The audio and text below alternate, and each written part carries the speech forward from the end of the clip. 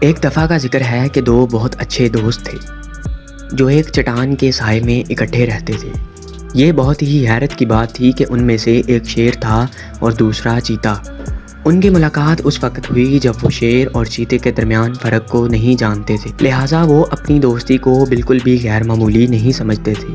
اس کے علاوہ یہ پہاڑوں کا ایک پرامن حصہ تھا جو کہ ایک راہب کے اثر و رسوخ میں تھا، جو کسی وجہ سے دوسرے لوگوں سے بہت دور رہتا تھا۔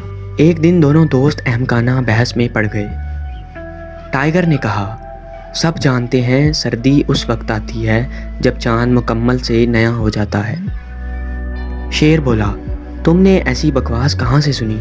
ہر کوئی جانتا ہے کہ سردی تب آتی ہے جب چاند سرے سے لے کر مکمل ہو جاتا ہے۔ دونوں کی دلیلیں مضبوط سے مضبوط ترین ہوتی گئیں۔ دونوں میں سے کوئی بھی ایک دوسرے کو قائل نہ کر سکا۔ ان کا تنازع بڑھتا ہی گیا لیکن وہ کسی بھی نتیجے پر نہیں پہنچے، یہاں تک کہ وہ ایک دوسرے کے نام بگاڑنے لگے۔ اپنی دوستی ٹوٹنے کے خوف سے انہوں نے جنگل کے سیکھنے والے بخشوں سے پوچھنے کا فیصلہ کیا، جو یقیناً ایسی چیزوں کے بارے میں جانتا ہوگا۔ شیر اور ٹائیگر اس کے پاس گئے اور احترام سے جھک گئے اور اپنا سوال پیش کیا۔ دوستانہ راہب نے کچھ دیر سوچا اور پھر اپنا جواب دیا، چاند کے کسی بھی مرحلے میں نئے سے مکمل یا مکمل سے نئے ہونے تک یہ تو صرف ہوا ہے جو مغرب یا شمال یا مشرق سے سرد موسم لاتی ہے۔ لہٰذا ایک طرح سے آپ دونوں ٹھیک ہیں اور آپ میں سے کوئی بھی ایک دوسرے سے ہارا نہیں۔ سب سے اہم بات یہ ہے کہ متحد رہنے کے لیے تنازعات کے بغیر جینا ہوگا۔ اتحاد ہر لحاظ میں بہترین ہے۔ شیر اور ٹائیگر نے عقلمند ہرمٹ کا شکریہ ادا کیا اور وہ بہت خوش تھے کہ وہ اب بھی دوست ہیں۔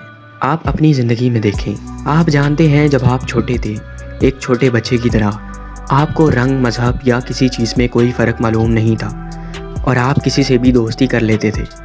لیکن اس کے بعد اس سرد دنیا میں جب آپ بڑے ہوئے اور آپ کو معلوم ہوا کہ کچھ لوگ فرق کرتے ہیں رنگ میں، مذہب میں اور زندگی کے فلسفوں میں، جب آپ بڑے ہوتے ہیں تو اہم چیز اپنے دوستوں کے ساتھ رہنا ہے۔